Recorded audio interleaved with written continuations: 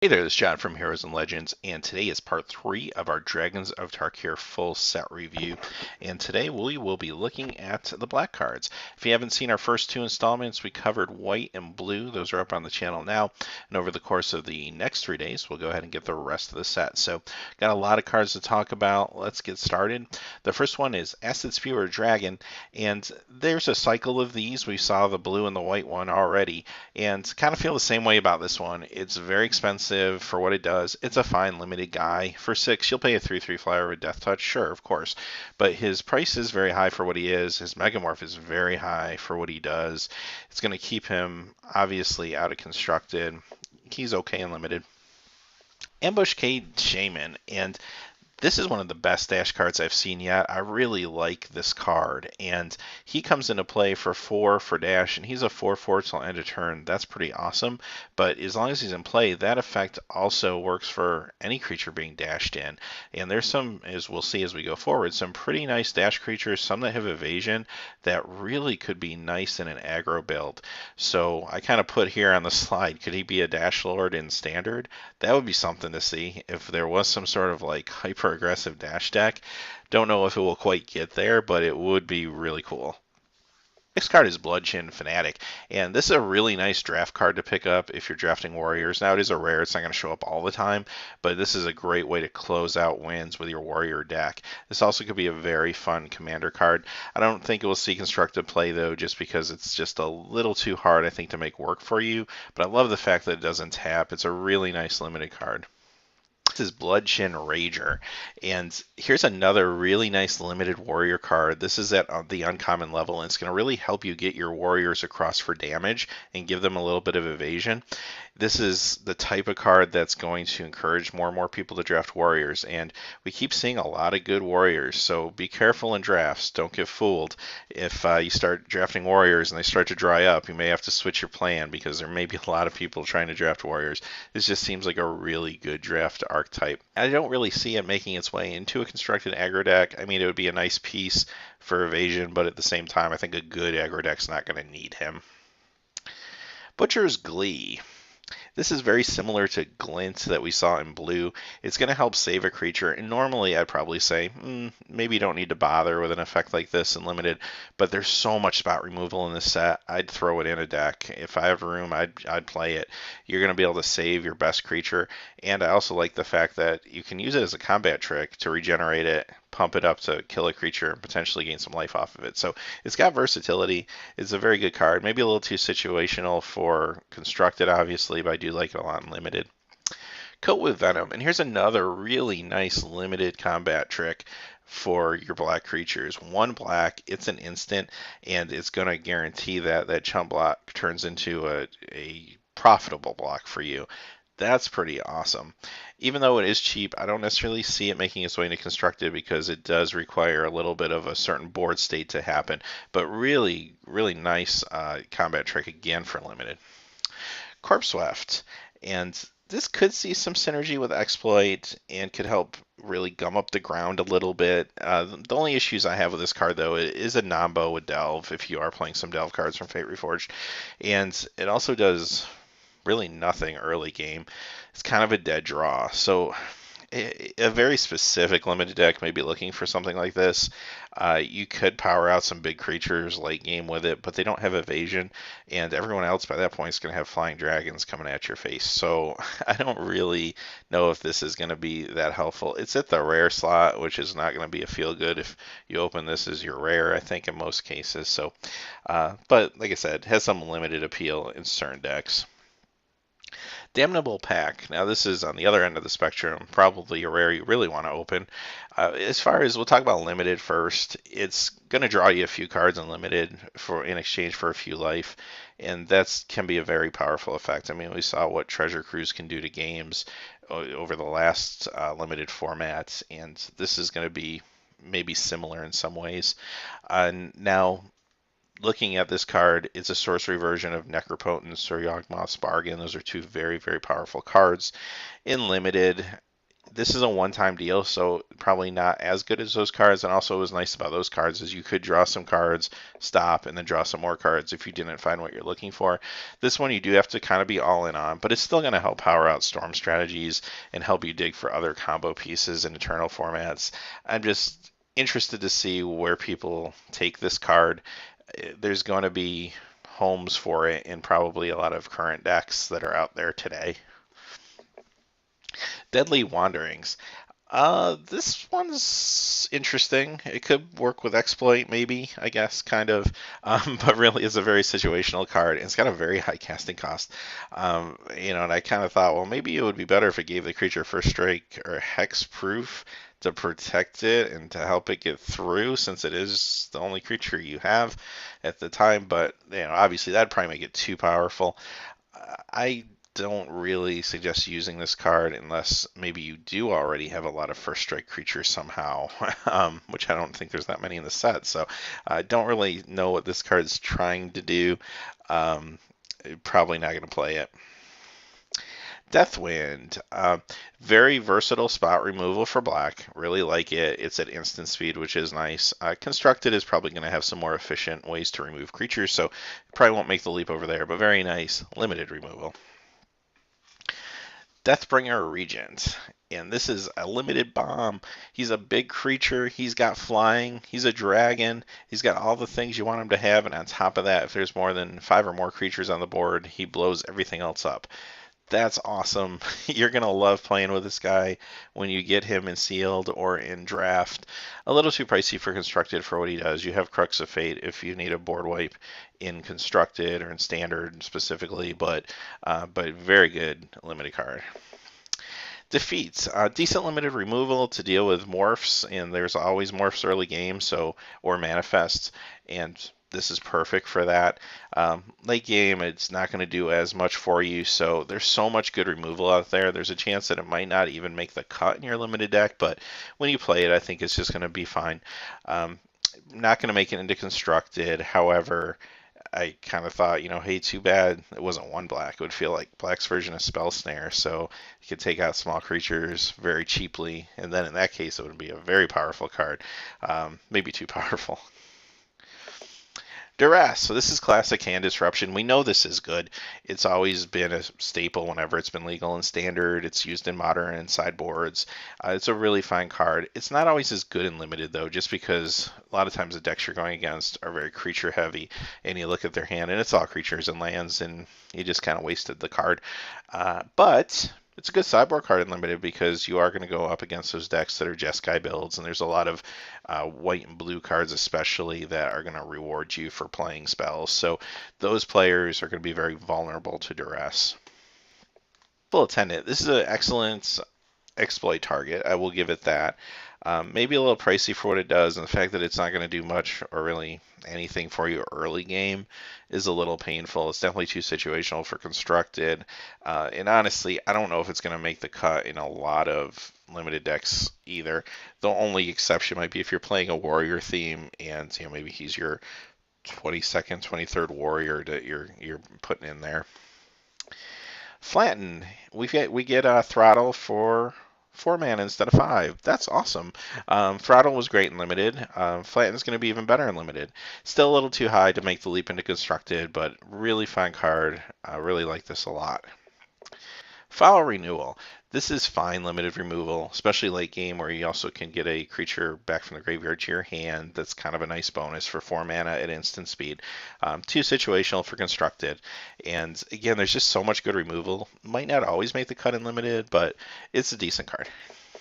Foul Tongue Invocation. So this is a 3 mana instant that causes your opponent to sacrifice a creature. Usually these are at sorcery speed and not instant speed. Now, they also usually cost 2.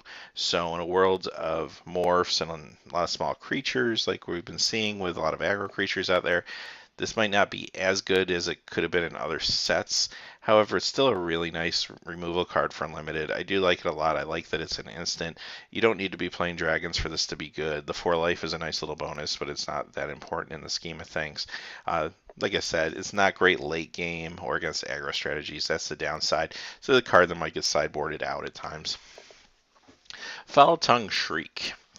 I really like this card. It's a common, it's an instant, it's 1 black mana, and this is your kill card for aggressive limited warrior builds. This is where you get your opponent down to the point where they're almost dead, and then you just finish them off with this for 1 black mana at instant speed. That's kind of awesome. Again, it's going to be another one of those cards people might fight over when it comes to warrior draft builds, so you do have to be careful there. I'd be very excited to see where this card goes. I feel like there's some potential here for some constructed play. Grave Purge is our next one, and it's a nice limited trick in late game. Make sure that you get some live draws and you're not drawing your land.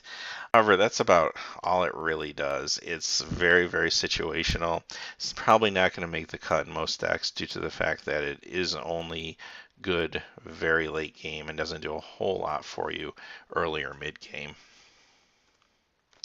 Next card is Hand of Silumgar, and he's a Death Toucher, and he's a 2/1 for 2, so he's really cheap, really nice limited card. He's going to slow down the game. He's going to help you get some early damage in. Like him a lot in limited, and if there really is a black aggro deck out there, he might be borderline to get in there just because he's a 2/1 with Death Touch for 2.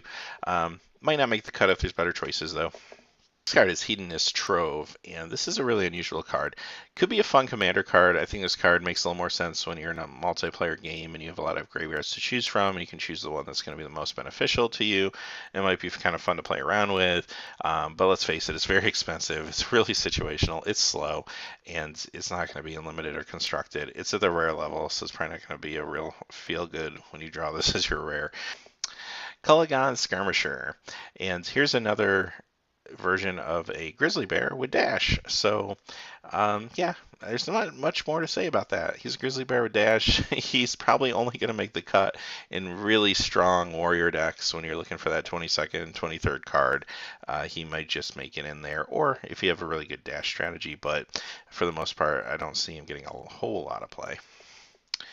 Meringue River Skeleton, and this is a really nice limited card that's going to slow down the game, protect you from a lot of big land creatures, and he's basically a Drudge Skeleton with Megamorph. And if you Megamorph from a 2/2 regenerator that only costs 1 black mana to regenerate, is pretty good. As far as constructed goes, probably not offensive enough for constructed, but just a really great limited guy. Marsh Hulk, he's another kind of big dumb creature. He's 4/6 for 6. He's got Megamorph for 7. Yeah, I I think in most cases he's just gonna be sitting in your sideboard, quite honestly. Even though he's a big creature, the problem with him is simply he has no evasion. He's a fine exploit target, just doesn't seem to really fit in probably most strategies. Mind Rot, this is a classic mid-game discard ability, which has always been good and limited. Some decks won't use it just because they don't have room for it if they're trying to be more aggressive. This is more of a controlling card, but it's a very good card. It can tip the scales a lot of times in the mid-game. Minister of Pain, 2/3. His exploit ability isn't all that exciting. You just don't see a lot of 1/1 creatures out there, except maybe for that skeleton we just looked at. So if he was a warrior, I would say maybe you might get some use out of him, but in all honesty, he's probably in most cases not going to make the cut unless you're really running a really strong exploit strategy.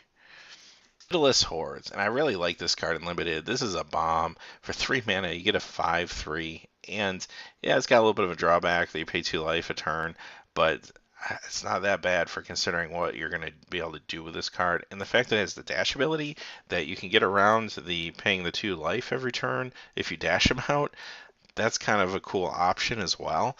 He's just going to come in and beat in limited, and he just reminds me of a better version of Juggernaut, which if you ever played a limited game with Juggernaut, sometimes that's just enough to win depending on the board state. So just really like this card, and he's cheap enough and strong enough that if there is that black aggro deck out there, I could see him being a part of it.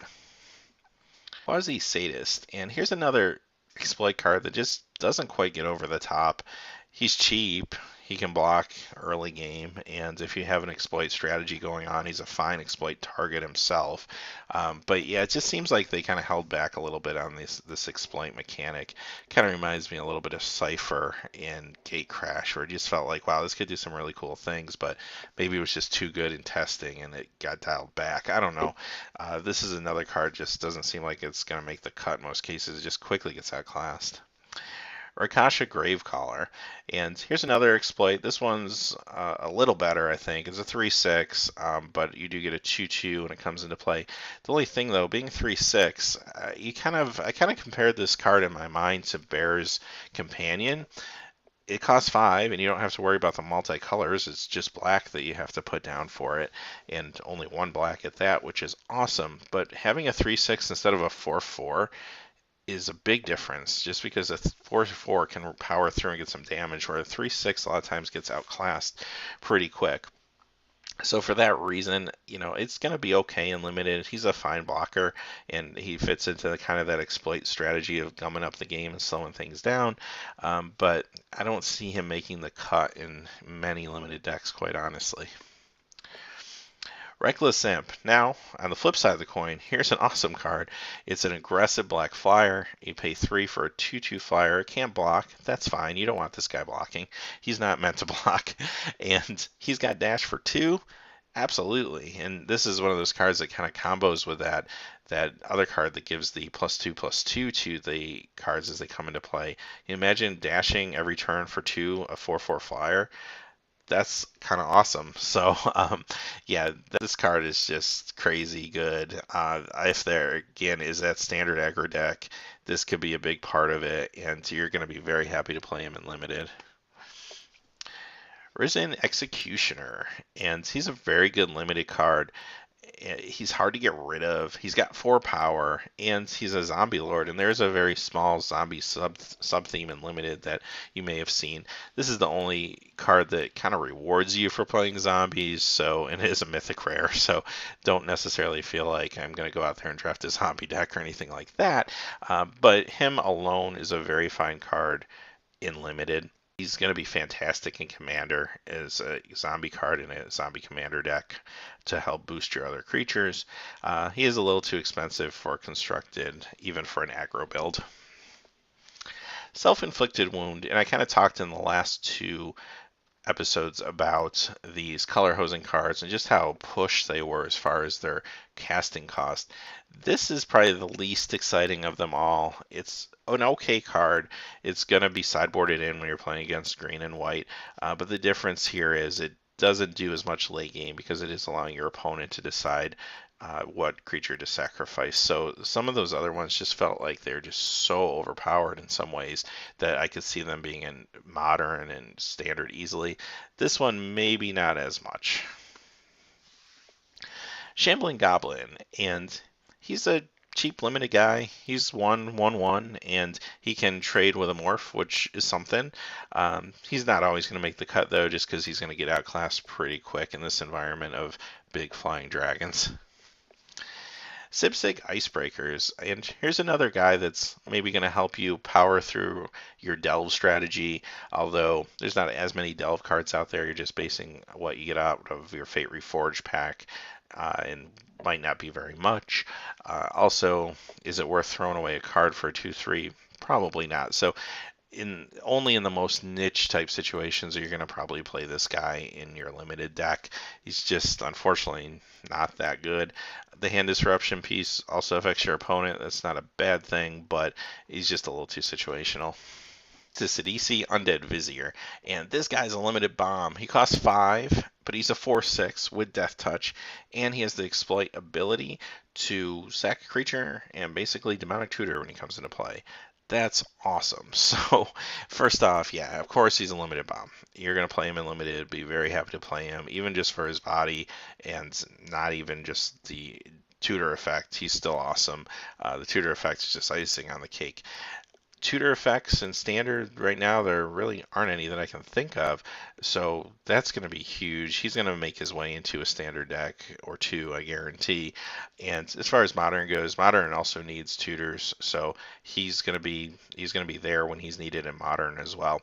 He is legendary, so when it comes to constructed, that might hold him back a little bit from play. You don't necessarily obviously want 4 copies of him in your deck, especially at 5 casting cost. So he's not going to be a card that everyone's going to need 4 ofs of or anything like that, but he's going to be a really strong card. He's going to do some serious work.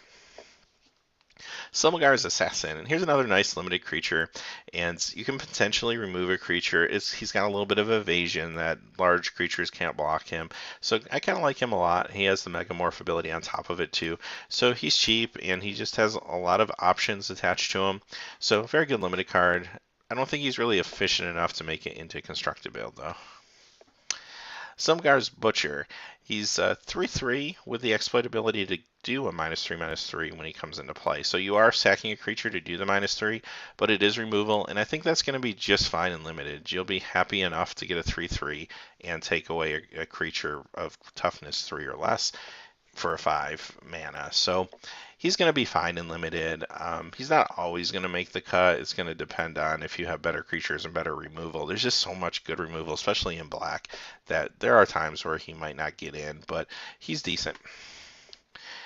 Akud Cobra, and this is a really nice limited creature. He only costs 4 for a 2/5 Death Toucher. I guess I'm just so used to seeing the Death Touch creatures with these big delve casting costs that we've seen in recent history. So this is a really fine card. It's going to gum up the ground, let you get in for some damage. I really like it. Doesn't do enough to break into constructed, but really, really nice limited card. Ultimate Price is back, and this is classic removal for black. It's been played every time it's been legal. It's been played in standard to some extent. Maybe not quite as good in this set because there's a lot of really powerful monocolored creatures, namely the dragons. So it takes a little bit away from Ultimate Price, but this is still a really fine card. It's still going to do work for you, and as the block continues and we move on to Zendikar and everything, this is going to become even more powerful. Virulent Plague. Creature tokens get -2/-2, so I read that, and I kind of said, well, I'm glad it exists. I mean, if token decks really ever got out of control in standard, I don't know really how that could happen, or maybe modern, or maybe commander. There is a commander token deck out there. That it's nice that this card exists. I'm glad they made it. You want to have these kind of stopgaps and safety valves around just in case you need them, or a new set comes out and something gets developed in a direction that maybe they weren't prepared for. It's just nice to have these things. Having said that, you're never going to use it. It's going to sit in your sideboard, and you're probably not going to be real happy when it gets passed to you at the end of a draft. Vulturous Aven, and this is a nice limited card. I really like him a lot. This is maybe one of the best exploit cards I've seen. He's a 2/3 flyer. That's really why I like him. He's 4 for a 2/3 flyer. You can exploit and get to draw 2 cards at the cost of 2 life. Hey, that's pretty awesome. So I love he's got evasion. I love his size. I love his casting cost. I love the ability to draw cards off him. This is a really good limited guy, and as far as constructed goes, again, that if that aggro deck exists, he might be the card draw generator for it. He'd probably be closer to the top of the curve at 4 mana, but he's got the evasion and he's got the card draw. I really like him a lot. And our last card is Wandering Tombshell, and this is a big flavor win for me. And those of you who remember Ralph from Dragons of Tarkir, who is actually, I always like playing with him. I thought he was a fun limited card. I always put him in my builds, and some people just thought he was too slow, but I like the fact he had Island Walk. It was a fun card. Well, unfortunately, in Dragons of Tarkir, Ralph is now a 1/6 vanilla zombie turtle for 4 mana. So, other than the flavor, there's not a whole lot more I can say about this card. Yeah, sure, he comes up the ground. He's an exploit target if that's your strategy. But he's probably usually not making your cut, sadly, in limited, and definitely not going to make it over to constructed. Having said that, that is the last of our black cards for Dragons of Tarkir.